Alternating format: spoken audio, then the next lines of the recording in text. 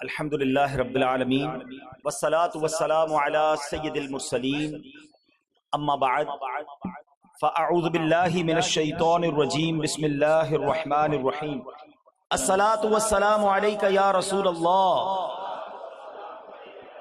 وعلی آلک واصحابک یا حبیب اللہ الصلاة والسلام علیک یا نبی اللہ وَعَلَىٰ آلِكَ وَأَصْحَابِكَ يَا نُورَ اللَّهِ۔ درود پاک پڑھنے کے بے شمار فضائل و برکات ہیں۔ آؤ میں آپ کو ایک بہت خوبصورت کیلکولیشن بتاتا ہوں۔ انویسٹمنٹ کرتے ہو نا ایسی جگہ پر کہ جہاں پیسے ملٹی پلائی ہو جائیں۔ پیارے آقا کی حدیث سنو۔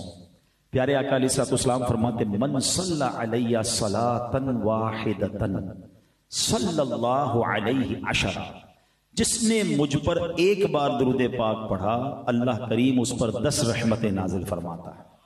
ومن صلی علیہ عشر صلی اللہ علیہ مئۃ، جس نے مجھ پر 10 بار درود پاک پڑھا اللہ 100 رحمتیں نازل فرماتا ہے۔ ومن صلی علیہ مئۃ صلی اللہ علیہ الفا، جس نے 100 بار درود پاک پڑھا اللہ 1000 رحمتیں نازل فرماتا ہے۔ کوئی ایک کے 10 کا بزنس، ایک درود 10 رحمتیں، 10 درود 100 رحمتیں، 100 درود 1000 رحمتیں، پڑھتے جاؤ، ملٹی پلائی بائی 10۔ اور آگے سنیں حدیث کا اگلا جز اور خوبصورت ہے۔ ومن صلی علیہ الفا، جس نے مجھ پر 1000 بار درود پاک پڑھا جنت کے دروازے پر اس کا کاندھا میرے کاندھے سے چھو رہا ہوگا۔ اس سے اچھا کون سا کاروبار ہے، اس سے اچھا کون سا وظیفہ ہے؟ درود پڑھتا جاؤں، رحمتوں کی بارش برستی جائے۔ اور جنت میں میری اور آپ کی تمنا تو یہ ہے کہ آقا کے پیچھے پیچھے چلے جائیں تو بڑی بات ہے۔ آقا فرما رہے ہیں 1000 بار درود پاک پڑھنے والے کو ایسے ساتھ لے کر جاؤں گا کہ اس کا کاندھا میرے کاندھے سے چھو رہا ہوگا۔ تو پھر درود پاک کثرت سے کیوں نہ پڑھیں؟ آئیے مل کر محبت کے ساتھ با آواز بلند درود پاک پڑھ لیں۔ صلو علی الحبیب صلی اللہ تعالی علی محمد صلی اللہ علیہ وسلم۔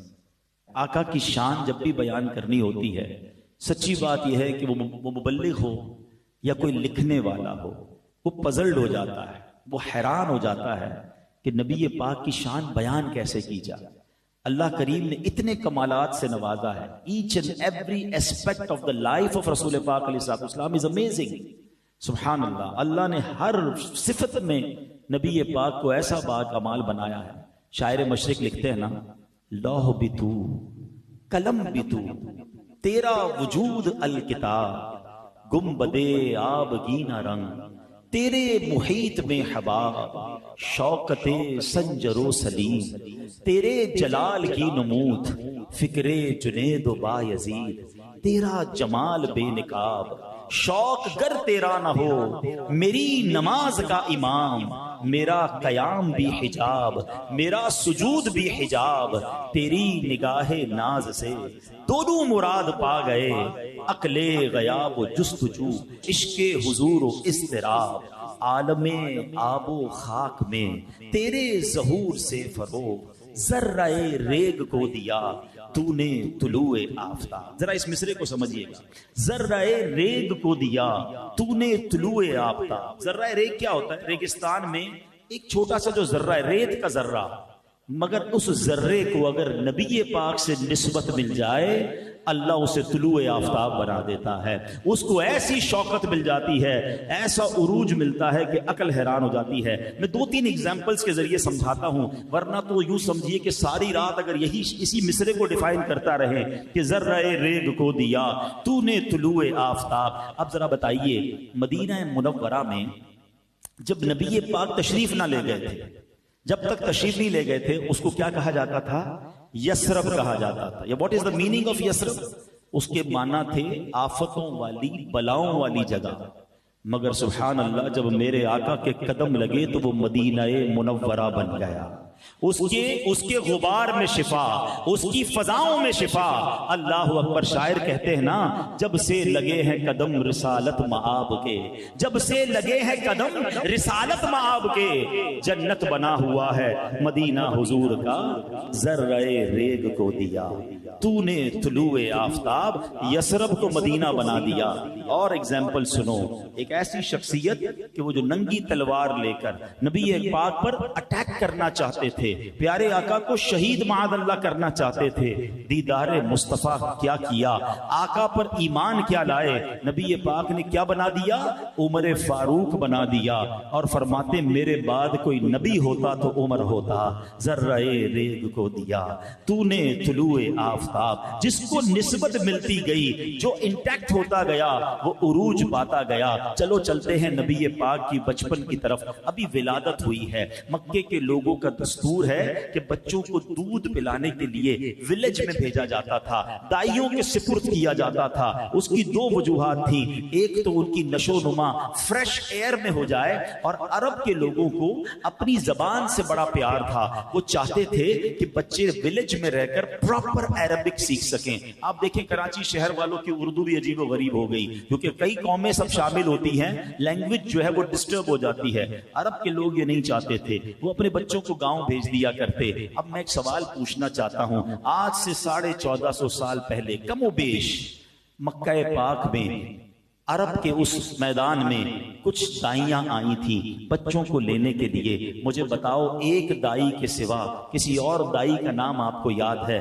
دنیا میں کوئی نہیں جانتا, مگر ایک دائی کے بھاگ کیسے جاگے. وہ کہتی ہے میں گئی مکے میں, سب دائیوں کو بچے مل گئے, مجھے بچہ کیوں نہیں ملا؟ کیونکہ میری جسم میں بڑی کمزوری تھی, اپنے پاس بھی دودھ کم تھا, اپنے بچے کو بھی نہیں پلا پاتی تھی, تو مجھے کسی نے بچہ نہیں دیا. مگر میں نے دیکھا ایک بچہ ہے جس کو کوئی لے کے نہیں گیا ہے, اور ریزن یہ تھا کہ اس بچے کے والد دنیا میں نہیں تھے. بچے کا چہرہ بڑا چمک رہا تھا, میں نے سوچا خالی ہاتھ جانے سے بہتر ہے میں اس بچے کو لے جاتی ہوں. وہ دائی کہتی میں تو کمزور تھی, میری سواری بھی کمزور تھی, مکے آتے آتے میری سواری سب سے پیچھے رہ جاتی. قافلے والے بار بار کمپلین کرتے.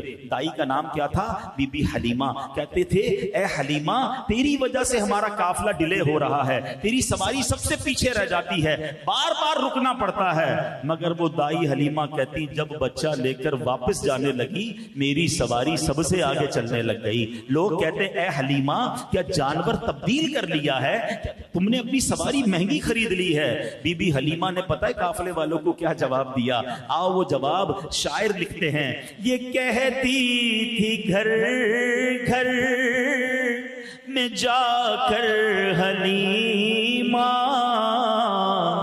میرے گھر میں خیر الورا گئے ہیں, بڑے اوج پر ہے میرا اب مقدر, میرے گھر حبیب خدا گئے. کیسا اوج پر مقدر ہوا اس دائی کا.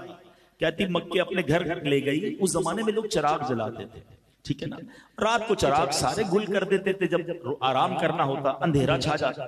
گاؤں والوں نے نوٹس کیا کہ پورے گاؤں میں اندھیرا ہوتا ہے, حلیمہ کا گھر ساری رات جگمگاتا ہے. یہ کیا وجہ ہے؟ صبح ہوئی تو لوگوں نے کہا اے حلیمہ پیسے زیادہ آ گئے, کیونکہ چراغ میں تیل ڈلتا تھا نا, ساری رات چراغ جلاتی ہو. کہتی میں ساری رات چراغ نہیں جلاتی, جو بچہ لے کر آئی ہوں اس کے چہرے سے نور اتنا نکلتا ہے سارا گھر جگمگاتا رہتا.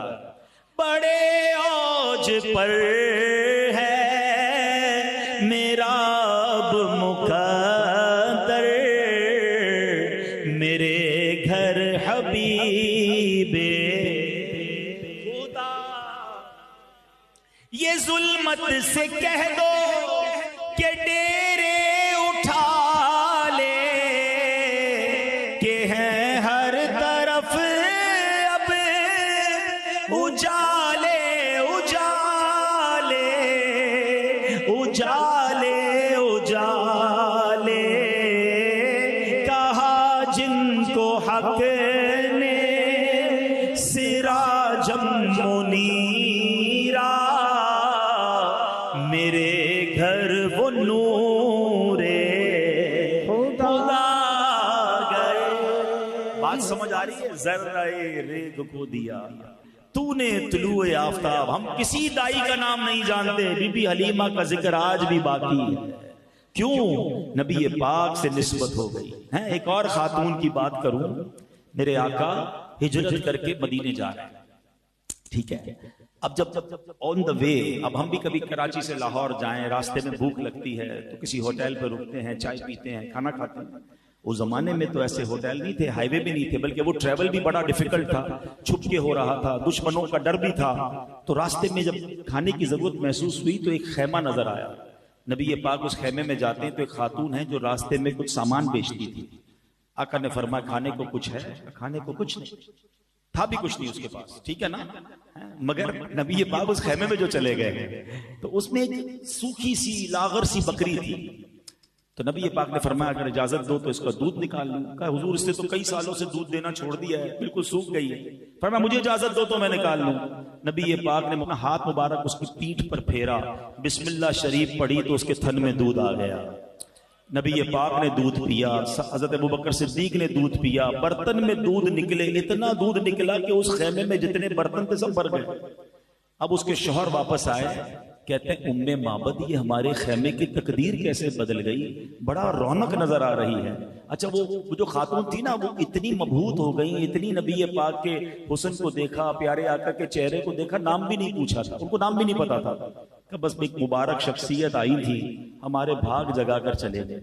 تو انہوں نے کہا بتاؤ تو صحیح کہ ام معبد کو دکھتے کیسے تھے؟ اللہ اکبر، اس خیمے والی نے نبی پاک کا جو حلیہ بیان کیا، موتیوں جیسے الفاظ بیان کیے، یقین کریں جو علماء بیٹھے ہیں یا جنہوں نے سیرت کی کتابیں پڑھی ہیں، آج تک ہر سیرت نگار جب جب نبی پاک کا حلیہ بیان کرتے ہیں ام معبد کے اس خیمے والی کے الفاظ اپنی کتابوں میں لکھتے ہیں تو پتہ یہ چلا کہ ذرہ ریگ کو دیا تو نے طلوع آفتاب۔ اصل بات پتہ ہی کیا ہے؟ ان کے جو غلام ہو گئے، وقت کے امام ہو گئے، نام لیوا ان کے جو ہوئے، ان کے اونچے نام ہو گئے۔ بلکہ سچی بات یہ، اگر یہ منظر آپ آج بھی اگر دیکھنا چاہتے ہیں، اگر آج بھی دیکھنا چاہتے ہیں نا، آپ ان علماء کی لسٹ بنا لیں، ان نعت خوانوں کی لسٹ بنا لیں جو صدق کے دل کے ساتھ میرے آقا سے محبت کی بات کرتے ہیں، عشق رسول کی بات کرتے ہیں، ان کے نام کو بلند کرنے کی بات کرتے ہیں، اللہ ان کے ناموں کو بلند کر دیتا ہے، لوگوں کے دلوں میں ان کی عزت ڈال دیتا ہے۔ کیونکہ بات یہ ہے کہ جس نے نبی پاک سے نسبت حاصل کر لی، بے شک وہ ذرہ ریگ کیوں نہ ہو، ذرہ ریگ کو دیا تو نے طلوع آفتاب۔ تو اگر میں اور آپ چاہتے ہیں ہماری عزت بلند ہوں، ہماری جناب اللہ کریم شانیں بلند کر دے، ہم نبی پاک کے چرچے کو بلند کریں، ہم سرکار علیہ الصلوۃ والسلام کی بات کرنا شروع کر دیں، انشاءاللہ آپ پر رحمتوں کا نزول شروع ہو جائے گا۔ تو بہرحال میرے پیارے اسلامی بھائیوں، پیارے آقا کی کچھ ایسی شان کے بارے میں آج میں بیان کرنا چاہتا ہوں کہ سرکار دو عالم علیہ الصلوۃ والسلام کو رب نے اپنا حبیب تو بنایا، مگر رب کریم نے نبی پاک علیہ الصلوۃ والسلام کو کیسی کیسی اتھارٹیز عطا فرمائی ہیں۔ آج دنیا میں ہم بات کرتے ہیں کہ دنیا کا سب سے پاورفل آدمی کون ہے، تو سنا جاتا ہے کسی ملک کے صدر کے بارے میں کہا جاتا ہے کہ جناب جو اس ملک کا صدر ہوتا ہے نا وہ پوری دنیا کا پاورفل آدمی ہوتا ہے، مگر اگر اس کے بھی اختیارات دیکھیں تو وہ ساری دنیا پر نہیں چل رہے ہوتے، چند ملکوں پر اس کا آرڈر چلتا ہے، چند ملکوں پر اس کا کنٹرول چلتا ہے۔ مگر میں اس ہستی کی بات کر رہا ہوں کہ جس کو رب نے کیسے کیسے اختیارات سے نوازا، آپ کو شاید یہ معلوم کچھ لوگوں کو ہوگا، سب کو شاید نہ ہو۔ یہ تو ہم جانتے ہیں نبی پاک کے معجزات سن کر کہ اللہ نے پیارے آقا کو اس دنیا میں زمین پر بھی اختیار دیا، آسمانوں پر بھی اختیار دیا، اتھارٹیز عطا فرمائیں۔ مگر آج میں آپ کو ایک اور خوبصورت تفصیل بتانا چاہتا ہوں کہ سرکار دو عالم علیہ الصلوۃ والسلام کو دراصل دو قسم کے اختیارات دیے گئے، اختیارات تشریعیہ، اختیارات تکوینیہ۔ ٹھیک ہے، اب ذرا مشکل لفظ لگ رہے ہیں، میں آسان کر دیتا ہوں۔ اختیارات تشریعیہ کی ڈیفینیشن یہ ہے کہ نبی پاک کو رب عز و جل نے شریعت میں بھی اختیار عطا فرمایا، یعنی شریعت کے جو آرڈرز ہیں نبی پاک چاہیں تو کسی کے لیے معاف فرما دیں اور کسی کے لیے پیارے آقا جو چاہیں وہ فرض فرما دیں۔ یہ کیسا اختیار ہے؟ اور پھر اختیارات تکوینیہ یہ ہیں کہ اللہ کریم نے اس کائنات کے تمام نظام میں نبی پاک کو کمال کے اختیارات سے نوازا۔ اب ذرا میں چند ایگزامپلز دوں گا، بہت لمبا بیان نہیں کروں گا، باقی یہ باتیں تو ایسی ہیں کہ ساری رات گزر جائے گی، نبی پاک کی اتھارٹیز کے واقعات ختم نہ ہوں گے۔ اب ذرا سنیے اختیارات تشریعیہ کی مثال، بڑی پیاری مثال ہے۔ ایک بار نبی پاک علیہ الصلوۃ والسلام کی بارگاہ میں ایک شخص آیا، حضرت ابو ہریرہ رضی اللہ عنہ اس کے راوی ہیں، وہ کہتے ہیں ہلکت یا رسول اللہ، یا رسول اللہ میں ہلاک ہو گئے۔ نبی پاک علیہ الصلوۃ والسلام نے فرمایا ما شأنک، کیا بات ہو گئی، کیسے ہلاک ہو گئے؟ حضور میں اپنی زوجہ کے ساتھ روزے کی حالت میں وہ کر چکا جس کی اجازت نہیں ہے۔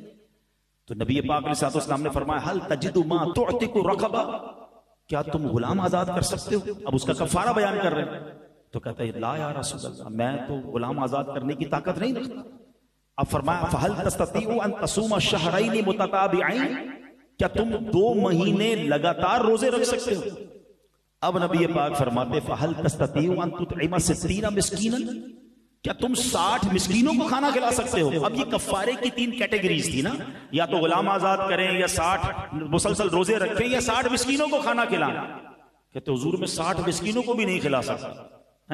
اب کوئی کفارہ ادا کرنے کی اس کے اندر ایبلٹی نہیں ہے، تو وہ جا کے بیٹھ گئے۔ تھوڑی دیر ہوئی تو نبی پاک علیہ الصلوۃ والسلام کی بارگاہ میں ایک صحابی رسول ایک کھجوروں کا ٹوکرا لایا۔ نبی پاک فرماتے وہ کدھر ہے؟ اب دیکھیں کتنا پیار ہے اپنے امتی سے، آتا ہے فقیروں پہ انہیں پیار کچھ ایسا، خود بھیک دیں اور خود کہیں منگتا کا بھلا ہو۔ فرماتے وہ کدھر گئے جو تھوڑی دیر پہلے آئے تھے؟ وہ آئے تو نبی پاک فرماتے ہیں خود ھذا فتصدق، آقا فرماتے ہیں کہ لے جاؤ اور اب جا کر اس کو صدقہ کر دو، فقیروں میں بانٹ دو۔ تو وہ کہتا ہے حضور میں اپنے سے زیادہ کس محتاج پر صدقہ کروں؟ مدینے میں مجھ سے بڑھ کر کوئی محتاج نہیں ہے۔ آئے ہائے، جب نبی پاک نے یہ سنا نا، آپ ذرا الفاظ سنیے، نبی پاک مسکراتے ہیں فضحک النبی صلی اللہ علیہ وسلم حتی بدت نواجذہ، پیارے آقا اتنا مسکرائے کہ آپ کے دانت مبارک ظاہر ہو گئے۔ پھر فرماتے ہیں جا اپنے گھر والوں کو کھلا دے، تیرا صدقہ پورا ہو جائے گا، تیرا کفارہ پورا ہو جائے گا۔ یہ شریعت کا اصول نہیں ہے کہ بندہ خود ہی اپنے گھر والوں کو کھلائے اور اس کا کفارہ بھی پورا ہو جائے، مگر اللہ نے ایسے اختیارات عطا فرمائے کہ نبی پاک نے اس کا جو کفارہ تھا وہ سمجھ لے خود ہی عطا فرمایا اور کہا اپنے گھر والوں کو کھلا، تیرا صدقہ پورا ہو جائے گا۔ اس سے پتا چل رہا ہے کہ اللہ نے کیسی اتھارٹیز جناب رسول اللہ صلی اللہ علیہ وسلم کو عطا فرمائی۔ ایک اور واقعہ سنیے، پیارے آقا علیہ الصلوۃ والسلام کی بارگاہ میں ایک شخص حاضر ہوتا ہے، کہتا ہے میں اسلام کو قبول کر لوں گا، شرط یہ ہے 2 نمازیں پڑھوں گا۔ اب مجھے بتائیے سب سے پہلا فرض کیا ہے؟ نماز۔ نمازیں کتنی فرض ہیں؟ 5 ہیں۔ کوئی ایک نماز نہ پڑھے اس کے لیے عذاب کی وعید ہے۔ سرکار دو عالم علیہ الصلوۃ والسلام نے اس کو اجازت دی اور اس نے اسلام قبول فرما لیا۔ اب یہ کیسی اتھارٹی ہے؟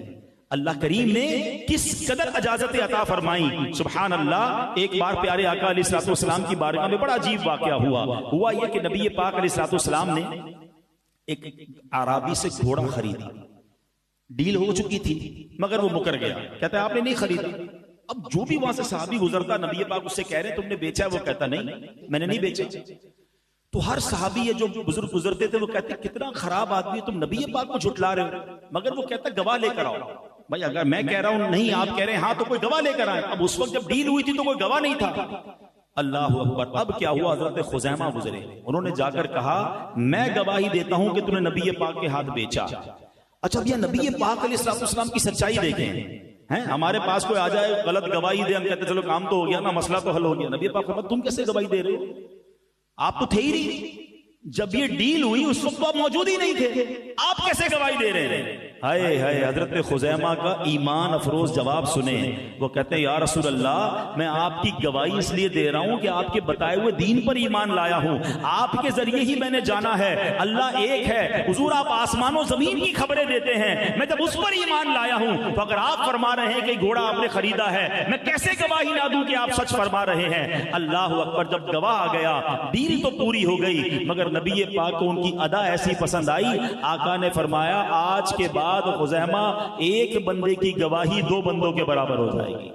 شریعت کے معاملات میں 2 گواہ چاہیے ہوتے تھے نا، مگر حضرت خزیمہ جب بھی جا کر گواہی دیتے تھے وہ 2 بندوں کی گواہی کاؤنٹ کی جاتی تھی۔ یہ کون کر سکتا ہے؟ یہ اجازت کون دے سکتا ہے؟ جس کو رب عز و جل نے شریعت پر بھی اختیار عطا فرمایا۔ اللہ اکبر۔ جب حج فرض ہونے کی آیت نازل ہوئی، ایک صحابی کہتے ہیں حضور کیا ہر سال حج فرض ہے؟ نبی پاک خاموش رہے۔ دوبارہ پوچھا حضور ہر سال حج فرض ہے؟ پیارے آقا خاموش رہے۔ 3 بار سوال کیا، نبی پاک خاموش رہے۔ پھر ارشاد فرمایا اگر میں ہاں کہہ دیتا تو ہر سال حج فرض ہو جاتا۔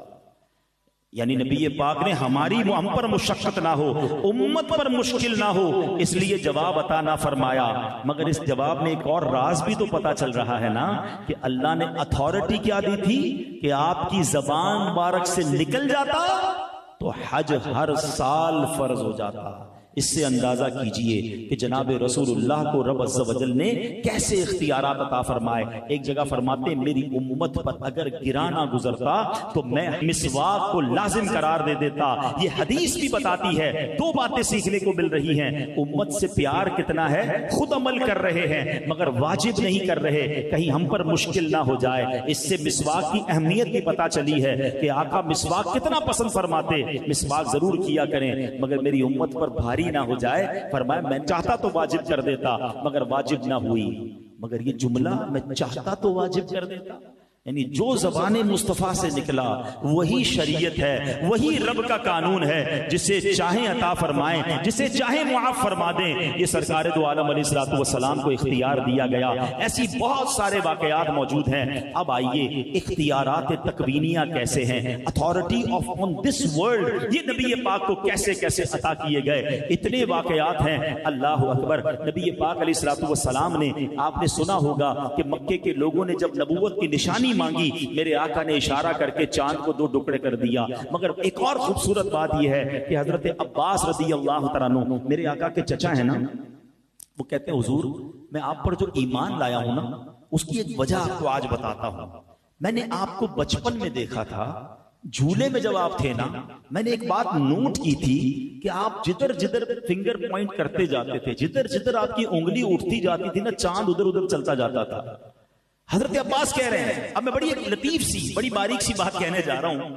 ہمارے ساتھ ایسا ہوتا ہے، آپ کے ساتھ بھی ہوتا ہوگا کہ کبھی کبھی ہمارے چاچا تایا گھر پہ آتے ہیں بزرگ، اور آ کر ہمیں کہتے ہیں بچپن میں تم یہ کر رہے تھے، میں تمہیں جھولے میں دیکھا تھا یہ کر رہے تھے۔ اور بعضوں کا تو ایسے ایسے پول کھولتے ہیں کہ شرم بھی آ رہی ہوتی ہے، نہ کیا کریں بھائی، ہم نے کیا ہوگا بچپن میں کچھ، اب سب کے سامنے تو نہ کہیں نا، ٹھیک ہے نا۔ لیکن اگر وہ کہہ رہے ہوتے ہیں تو ہمیں ماننا بھی پڑتا ہے، کیونکہ ہمیں تو یاد نہیں ہوتا، یہ کہہ رہے ہیں تو کیا ہوگا بھائی، بچپن کی باتیں کس کو یاد ہے۔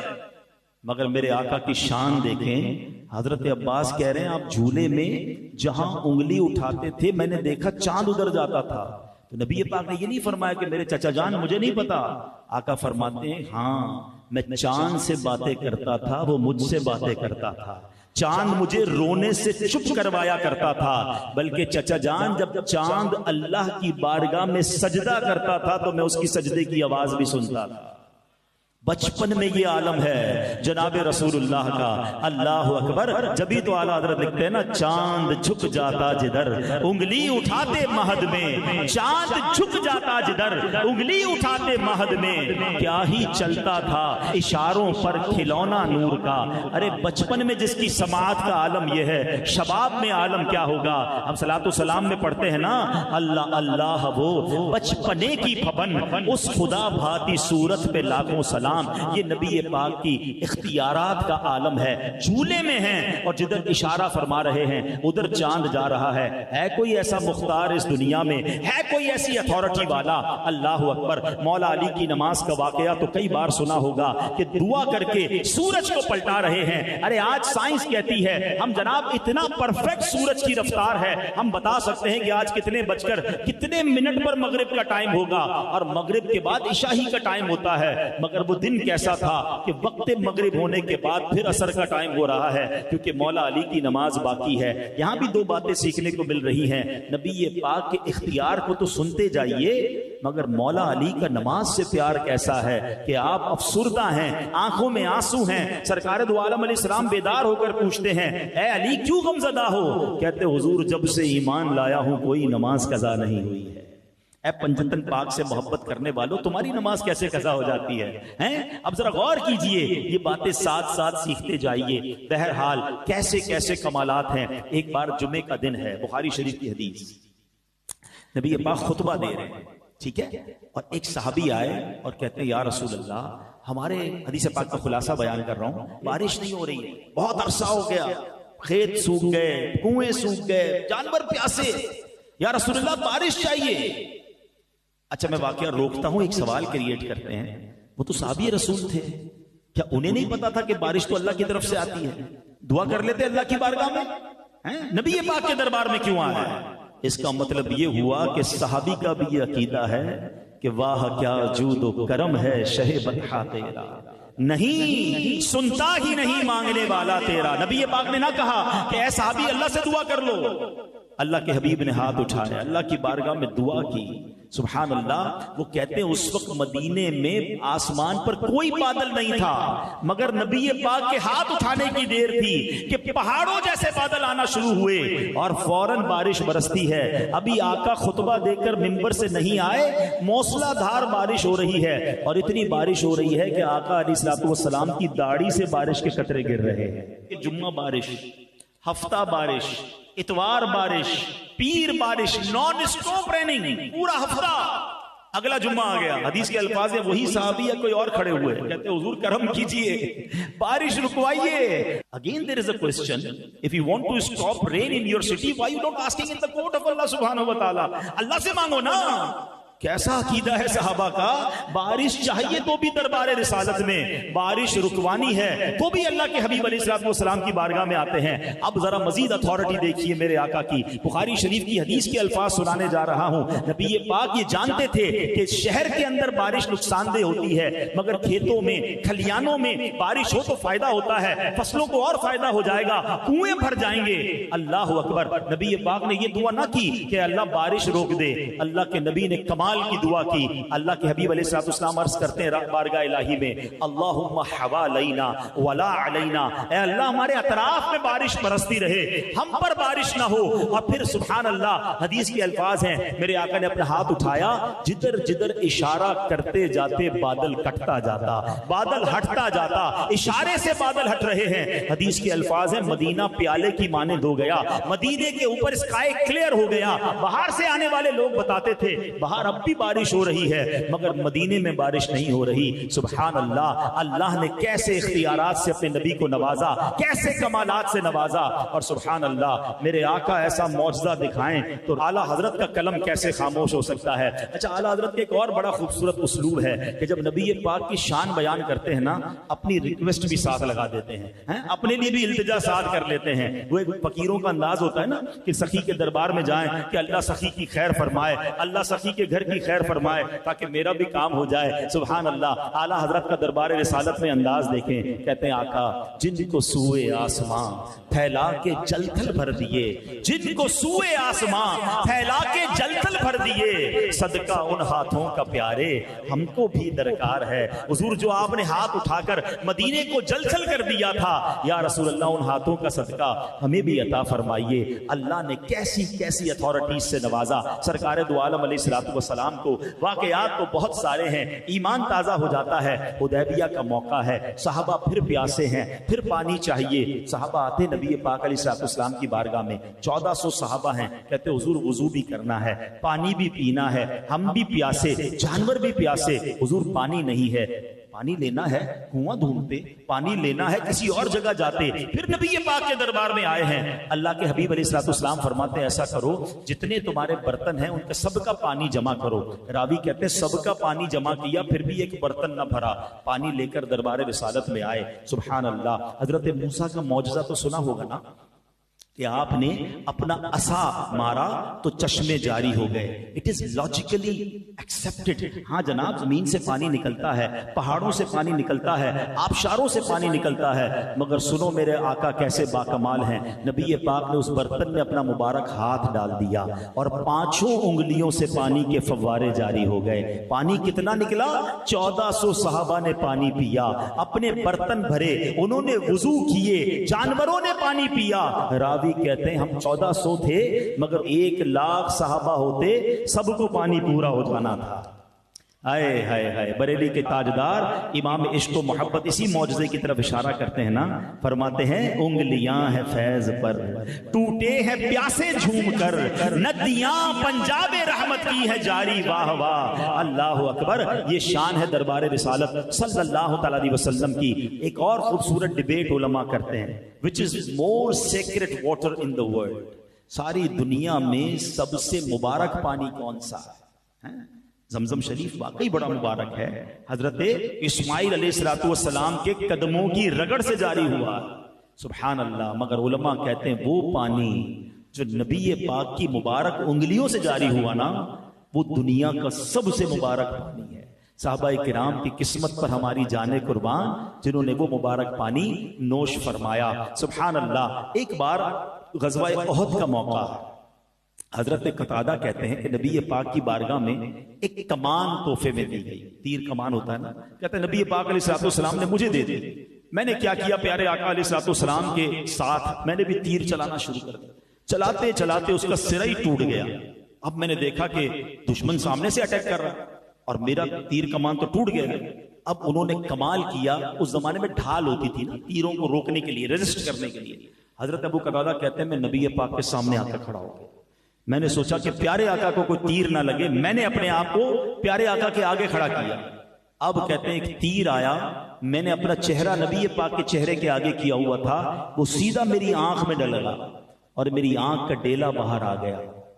Try to understand the pain of سیدنا ابو قتادہ رضی اللہ عنہ. میری اور آپ کی آنکھوں میں تنکا چلا جائے تو چیخ نکل جاتی ہے. ڈیلا کہتے ہیں آنکھوں کا باہر آ گیا. اللہ اکبر. کہتے ہیں میں اس کو اپنی ہاتھ میں پکڑ لیا اور کفار جب شکست کھا کر بھاگ گئے تو میں وہی ڈیلا لے کر نبی پاک کی بارگاہ میں آیا. حضور نے جب یہ دیکھا تو آقا کی آنکھوں میں آنسو آ گئے. اب ذرا دعا سنیے گا. اللہ کے حبیب علیہ السلام کیا دعا کرتے ہیں؟ دعا کرتے ہیں اے اللہ جس طرح قتادہ نے اپنے چہرے کے ذریعے تیرے نبی کی حفاظت کی, اسی طرح تو بھی اس کی حفاظت فرما اور اس آنکھ کو دوسری آنکھ سے زیادہ خوبصورت اور تیز نظر والا بنا دے. حضرت ابو قتادہ کی اس آنکھ کو نبی پاک نے اپنے ہاتھ سے رکھا. وہ کہتے یہ وہ آنکھ جو باہر نکل آئی تھی پچھلی آنکھ سے زیادہ تیز اور اچھا دیکھنے والی بن گئی. یہ کیسا کمال ہے, یہ کیسی سرجری ہے. اور پھر صحابہ کا بلیف بھی دیکھیں کہ کسی ڈاکٹر کے پاس نہیں جا رہے ہیں, آنکھ باہر نکلتی ہے تو نبی پاک علیہ السلام کی بارگاہ میں آ جاتے ہیں. اللہ اکبر. ایک صحابی کے بارے میں آتا ہے سیڑھیاں اتر رہے تھے, پیر پسلا, پنڈلی ٹوٹ گئی, کریک. پیر کی پنڈلی ٹوٹ جائے یہ بہت بڑا کریک ہوتا ہے اور بڑا آپریشن ریکوائرڈ ہوتا ہے, راڈ ڈلتی ہے. وہ صحابی کہتے ہیں میں نے کپڑے سے اس پیر کو باندھا, نبی پاک کی بارگاہ میں حاضر ہوا, آقا کو ماجرا سنایا. فرماتے اپنا پاؤں پھیلاؤ. میں نے اپنا پیر پھیلایا, سرکار دو عالم علیہ السلام نے اپنا دست کرم پھیر دیا. ایسا ہو گیا کہ سرے سے کوئی تکلیف ہی نہیں ہے. کہتے نبی پاک کے پاس اختیار نہیں ہے, نبی پاک کے پاس اتھارٹی. بخاری شریف کی حدیث میں نے آپ کو سنائی ہے. کتنی حدیثیں سناؤں جہاں پتا چلے کہ سرکار دو عالم علیہ السلام کو رب نے کیسا با کمال بنایا. اب آؤ مزید ایمان تازہ کریں. پنجابی کا شعر سنتے ہو نا, تیرا خواہاں میں تیرے گیت گاواں یا رسول اللہ. لوگوں کو بعض اوقات پرابلم ہوتی ہے, یہ کیوں کہتے ہو کہ تیرا خواہاں. ہم جناب یہ شعر پڑھتے ہیں, کھاتے ہیں تیرے در کا, پیتے ہیں تیرے در کا, پانی ہے تیرا پانی, دانا ہے تیرا دانا. کچھ لوگوں کو کنفیوژن شروع ہو جاتی ہے, لگتا ہے حدیثوں کا علم نہیں ہے. آؤ حدیثیں سنو. سرکار دو عالم علیہ السلام فرماتے ہیں, صحیح بخاری کی حدیث ہے, ریفرنس چاہیے نا. آقا فرماتے انما انا قاسم واللہ یعطی, میں ہی تقسیم کرتا ہوں اور اللہ تعالی عطا فرماتا ہے.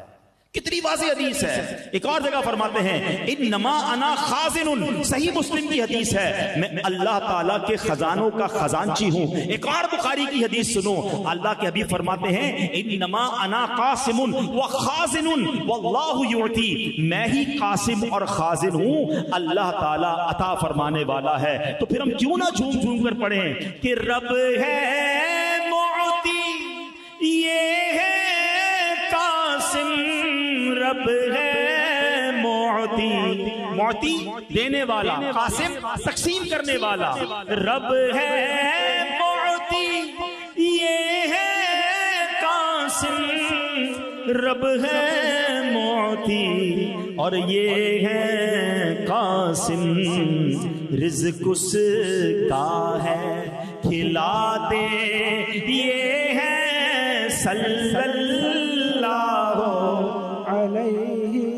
وسلم, صلی اللہ علیہ وسلم, صلی اللہ علیہ. حضرت ابو ہریرہ کے پاس بڑی کمال کی ایک تھیلی تھی. ہاں آخری حدیث سن لو پھر بیان پوائنٹ کرتے ہیں. واقعات میں نے کہا نا بہت سارے ہیں, مگر یہ واقعہ میں نے سوچا کم سنایا جاتا ہے, ورنہ آپ کو مجھے سیدنا ابو ہریرہ کا وہ دودھ کا پیالہ بھی یاد آ رہا تھا, نبی پاک کے اور بھی بڑے معجزات یاد آ رہے تھے, مگر آج یہ واقعہ سنو. حضرت ابو ہریرہ رضی اللہ عنہ کہتے ہیں کہ ایک بار لڑائی کا موقع تھا تو لشکر جو ہمارے صحابہ ساتھ تھے کھانے کی کمی تھی، تو نبی پاک نے مجھ سے فرمایا اے ابو ہریرہ کھانے کو کچھ ہے؟ تو میں نے عرض کی حضور میرے تھیلے میں کچھ کھجوریں ہیں۔ فرمایا لے آؤ۔ میں لے کر آیا تو کہا دسترخوان لاؤ، دسترخوان لایا۔ آقا نے فرمایا تھیلا اس پہ کھول کے اونڈیل دو۔ میں نے تھیلا کھول کے اونڈیلا، کہتے وہ 21 دانے تھے، کاؤنٹ بھی کر لیا انہوں نے، کھجوریں کتنی تھی؟ 21۔ نبی پاک نے ایک کھجور کو اپنے ہاتھ میں لیا اور بسم اللہ پڑھا، ایک ایک کھجور لیتے گئے، بسم اللہ پڑھتے گئے، ساری کھجوریں نبی پاک کے مبارک ہاتھ میں آ گئیں۔ اب نبی پاک نے فرمایا کہ فلاں اور ان کے ساتھیوں کو بلاؤ، کہتے وہ آئے، انہوں نے کھانا کھایا، پیٹ بھر کر چلے گئے۔ نبی پاک نے فرمایا اوروں کو لاؤ، کھجوریں آقا نے رکھ دی، فرمایا بلاتے رہو، ایک ایک گروپ آتا گیا، کھانا کھاتا گیا، سب نے کھانا کھا لیا پیٹ بھر کے، کھجوریں بچ گئیں۔ نبی پاک علیہ الصلوۃ والسلام نے فرمایا بیٹھو۔ حضرت ابو ہریرہ کہتے ہیں میں بیٹھ گیا، اب پیارے آقا علیہ الصلوۃ والسلام موجود ہیں اور میں موجود ہوں، کہتے فرمایا اب کھاؤ۔ میں نے بھی کھایا، نبی پاک نے بھی وہ کھجوریں کھائیں، کھجوریں پھر دسترخوان پر موجود ہیں۔ آقا نے فرمایا وہ تھیلا واپس لاؤ، تھیلے میں کھجوریں ڈالی، فرمایا اے ابو ہریرہ جب جب چاہیے اس میں سے کھجوریں نکالتے رہنا، اونڈیلنا نہیں اس تھیلے کو، الٹا مت کرنا۔ کہتے میں جتنی کھجوریں جب چاہیے ہوتی ہاتھ ڈالتا نکالتا رہتا، تقسیم کرتا رہتا۔ کہتے 50 وسط کھجوریں میں نے راہ خدا میں دی ہوں گی۔ حضرت عثمان غنی کے دور تک میں نے وہ تھیلا سنبھال کے رکھا، جب کھجوریں چاہیے ہوتی ہاتھ ڈالتا بانٹتا رہتا۔ حضرت عثمان غنی کے دور میں وہ جو تھیلی تھی مجھ سے کہیں گم ہو گئی، ورنہ یہ برکتیں میرے ساتھ رہتی۔ اللہ اکبر، کیسے کمال کے میرے آقا ہیں، اللہ نے کیسے کیسے خزانوں کا مالک بنایا۔ جبھی تو ہم کہتے ہیں کہ وہ خدا نے ہے مرتبہ تجھ کو دیا، نہ کسی کو ملے نہ کسی کو ملا، کہ کلام مجید نے کھائی شہا، تیرے شہر و کلام و بقا کی قسم۔ تو اے میرے پیارے اسلامی بھائیوں، اس طرح کے واقعات جب ہم سنتے ہیں ہماری محبت میں اور اضافہ ہوتا ہے، نبی پاک کی عزت ہمارے دلوں میں اور بڑھ جاتی ہے۔ یہ واقعات خود بھی سننے چاہیے، اپنے بچوں کو بھی سنانے چاہیے، کیونکہ پلاننگ یہ کی جا رہی ہے کہ لوگوں کو دوسری طرف سے سازش یہ کی جا رہی ہے کہ کسی طرح مسلمانوں کے دلوں سے ان کے نبی کی تعظیم، احترام اور محبت کو کم کیا جائے۔ تو ہمارا کام یہ ہے کہ یہ ذکر اور کرتے رہیں، اپنے دلوں میں محبت رسول کو اور بڑھنے دیں۔ اب یہاں آخری بات، میسج آف ٹوڈیز بیان۔ آپ کو پتہ ہے کہ نبی پاک علیہ الصلوۃ والسلام تو سب سے باکمال ہے، سب سے اعلیٰ و اولیٰ ہے، اور ہم ان کے صدقے ہمیں کیا ملا ہے پتہ؟ سارے نبیوں کے سردار ہمارے آقا، سب سے افضل ہمارے آقا، ان کی برکت سے ان کی جو امت ہے نا، ہم جو ہیں ہمیں بھی سب سے افضل امت قرار دی، خیر الامم کہا گیا ہے۔ ہمارا کام کوئی اچھا نہیں ہے، مگر نبی پاک کی نسبت کی وجہ سے اس امت کو خیر الامم کہا گیا، سب سے افضل امت کہا گیا۔ اور آپ کو پتہ ہے قیامت کے دن ہمیں کیا کیا ملے؟ پہلے تو علماء نے ایک بڑی خوبصورت ڈیبیٹ کی کہ پچھلی امتوں کی تو عمریں 200 سال 300 سال ہوتی تھی، اس امت کی جو ایوریج عمر ہے وہ 60-70 سال ہے، یہ کیوں؟ ہماری عمریں کم کیوں ہیں؟ اچھا، پھر دوسرا سوال ایک کوسچن بنتا ہے کہ اس امت کو سب سے آخر میں کیوں لایا گیا؟ سبحان اللہ، دونوں کی بڑی پیاری عشق والی وجہ علماء بیان کرتے ہیں۔ فرماتے جب قرآن پڑھتے ہو، ہم قرآن پڑھتے ہیں تو پچھلے نبیوں کی امت کے عیب ہمارے سامنے آتے نہیں آتے؟ حضرت موسیٰ کی قوم نے کیا مسٹیکس کی، حضرت عیسیٰ کی قوم نے کیا مسٹیکس کی، ان پر عذاب آئے، حضرت لوط کی قوم نے کیا کیا، کتنے بڑے بڑے گناہ کیے، وہ سارے ہم پڑھ رہے ہیں، قرآن میں واقعات موجود ہیں۔ فرمایا میرے محبوب کی امت سب سے آخر میں آئے، اس کا پردہ رہے، کوئی اور امت جان نہ سکے ان کے عیب کیا ہے۔ ہمارے عیب چھپائے گئے ہمیں آخر میں لا کر۔ آج جو عیب کسی پر نہیں کھلنے دیتے، آج جو عیب کسی پر نہیں کھلنے دیتے، کب وہ چاہیں گے میری حشر میں رسوائی ہو۔ فرمائے امت عمر چھوٹی ہے، اس کا فائدہ سنو۔ انسان کی اگر ایوریج ایئر 60-70 سال ہے، 15 سال تو نابالغی کے نکل گئے، اس کا تو حساب ہی نہیں ہے۔ اگر 8 گھنٹے ایوریج سوتا ہے تو 20 سال نیند میں گزر گئے۔ اب میری امت کو 15-20 سال کا جواب دینا پڑے گا، باقی امتوں کو 100-200 سال کا جواب دینا آسانی سے گزر جائے۔ مگر کمال یہ ہے کہ محشر کے دن آئے ہم سب سے آخر میں ہیں، مگر سب سے پہلے حساب اس امت کا لیا جائے تاکہ یہ سب سے پہلے فارغ ہو جائیں۔ اور سبحان اللہ، جب تک نبی پاک اور ان کی امت جنت میں داخل نہ ہوگی، کوئی اور امت جنت میں داخل نہ ہو سکے۔ سیدی اعلیٰ حضرت کا شعر ہے نا، جائیں نہ جب تک غلام خلد ہے سب پر حرام، جائیں نہ جب تک غلام، خلد ہے سب پر حرام، ملک تو ہے آپ کا تم پہ کروڑوں درود۔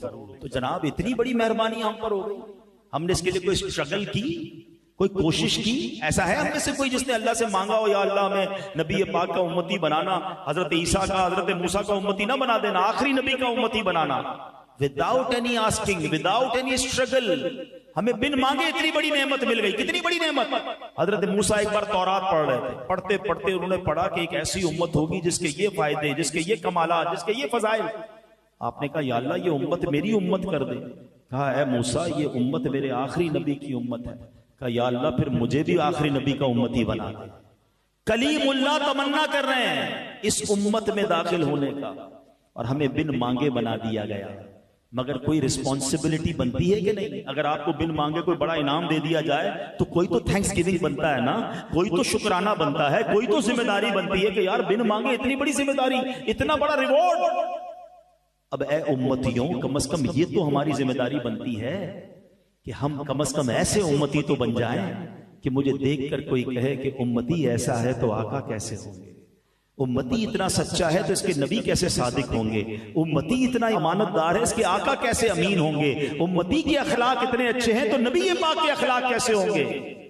مگر انفارچونیٹلی اس کا الٹ ہوتا جا رہا ہے۔ آج امت کو دیکھ کر لوگ اسلام کو برا بھلا کہہ رہے ہیں۔ آج ہم مسلمان آپس میں کاروبار کرنے میں ڈر رہے ہیں۔ آج مسلمان کے وعدوں پر یقین نہیں آ رہا ہوتا کہ یار یہ بات جو کر رہا ہے سچ کہہ رہا ہے کہ نہیں کہہ رہا، میں پیسے دوں گا ٹائم پہ ملیں گے نہیں ملیں گے۔ ہم اپنے ملک کی یا مسلم ملک کی پروڈکٹ خریدنے میں ڈر رہے ہوتے ہیں۔ ہم کہتے ہیں میڈ ان پاکستان نہیں، فلاں میڈ ان ملک کی لو یار، وہ سچا بولتے ہیں۔ کیا یہ نبی پاک کی تعلیمات تھی؟ اب سوچئے کہاں جا رہے ہیں۔